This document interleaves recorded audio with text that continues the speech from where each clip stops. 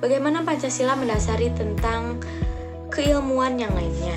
Apa itu ilmu? Kata ilmu berasal dari bahasa Arab alima dan berarti itu pengetahuan. Pengetahuan secara etimologis berasal dari kata bahasa Inggris yaitu knowledge. Dalam Encyclopedia of Philosophy dijelaskan bahwa definisi pengetahuan adalah kepercayaan yang benar. Nah, mengemukakan bahwa pengetahuan yang dimiliki manusia itu ada 4, yakni yang pertama pengetahuan biasa, yang kedua pengetahuan ilmu, yang ketiga pengetahuan filsafat, dan keempat pengetahuan agama. Yang kedua ada perkembangan iptek. Manusia menemukan iptek karena manusia kembali pada jalan pikiran yang rasional.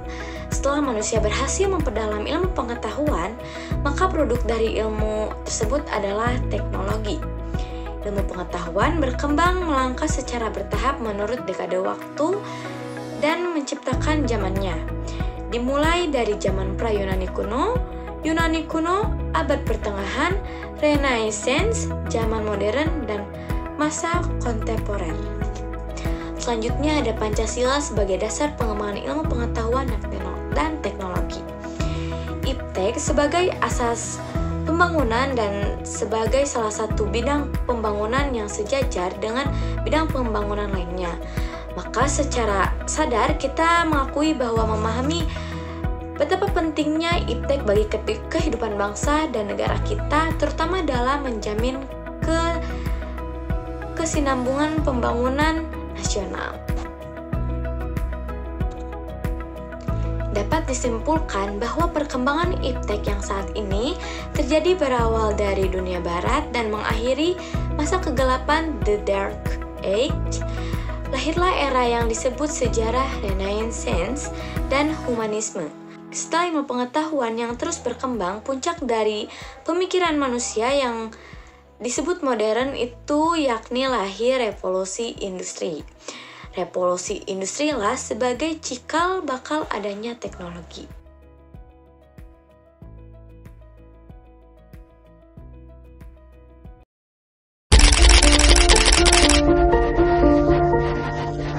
Kementerian Kesehatan mencatat kasus diabetes mellitus mengalami peningkatan di Indonesia.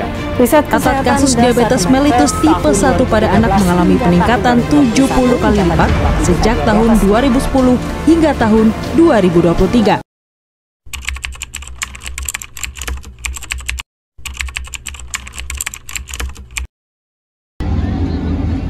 Pancasila sering disebutkan sebagai landasan dari segala permasalahan.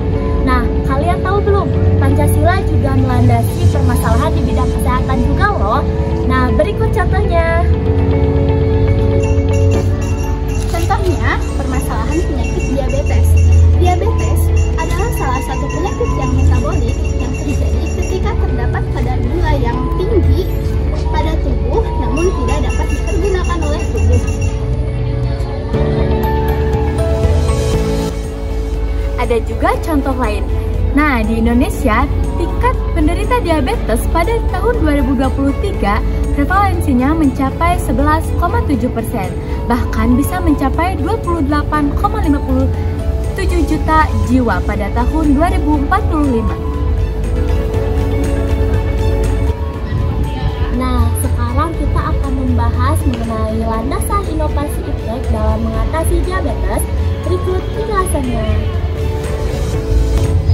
Sebelum masuk ke pembahasan tentang isu yang akan diangkat, kita harus mengetahui landasan Pancasila itu masuk ke dalam sila yang keberapa. Yang pertama yaitu sila pertama, tentang ketuhanan yang Maha Esa. Inovasi iptek tidak hanya tentang teknologi, tetapi juga tentang doa dan spiritualis, menyebarkan obat dan terapi dengan nilai etika yang tinggi. Lalu sila kelima tentang keadilan sosial bagi seluruh rakyat Indonesia. Produk iptek seperti obat anti diabetes harus terjangkau dan merata. Serta memuat sila kelima. Yang pertama, pasal 28H. Setiap manusia berhak hidup sejahtera, lingkungan yang baik, dan mendapatkan pelayanan kesehatan.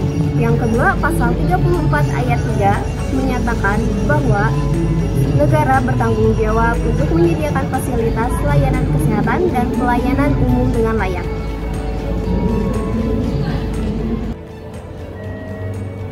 Landasan inovasi nilai sebagai IPTEK dalam melawan diabetes ini memastikan bahwa perkembangan ilmu teknologi tidak hanya berfokus pada hasil ilmiahnya saja, tetapi juga dalam kepentingan sosial, budaya, serta moral dengan berpegang teguh pada metode Pancasila seperti kemanusiaan, keadilan, serta persatuan.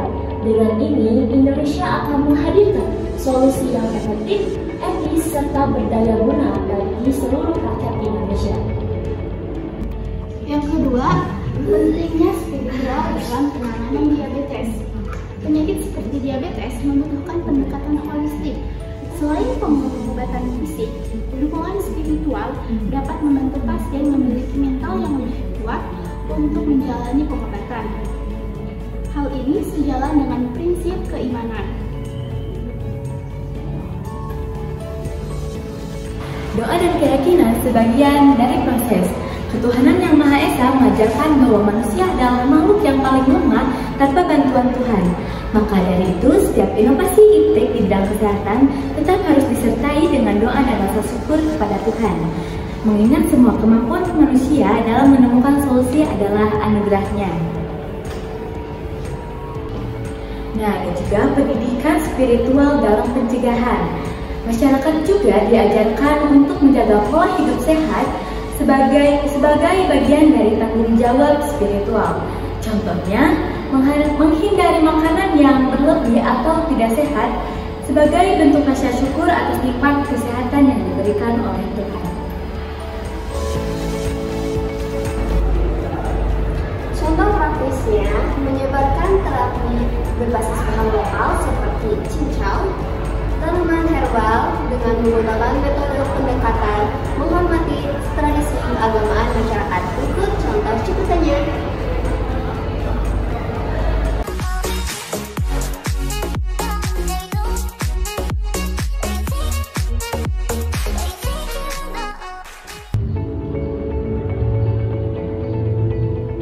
Contoh praktis yang kedua yaitu program kesehatan tidak hanya berfokus pada pengobatan, tetapi memberikan ruang bagi pasien untuk beribadah, seperti menyediakan tempat ibadah di rumah sakit atau klinik.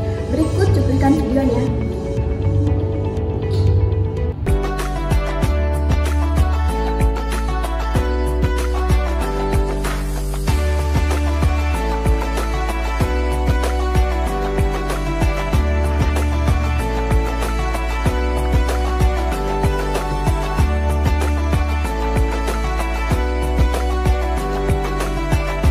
Dengan semangat Pancasila, mari kita wujudkan Indonesia yang sehat dan bersatu. Bersama kita bisa melawan diabetes dengan inovasi yang berlandaskan nilai-nilai luhur bangsa. Pondasi masa depan sehat dan berkeadilan. Terima kasih.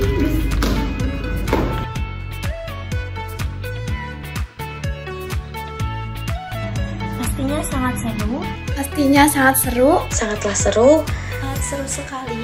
Sangat seru sekali dan sangat enjoy. Menambah pengetahuan saya mengenai Pancasila dan Undang-Undang Dasar. Kemudian Merasa senang kuliah di sini walaupun masih semester 1. Terima kasih.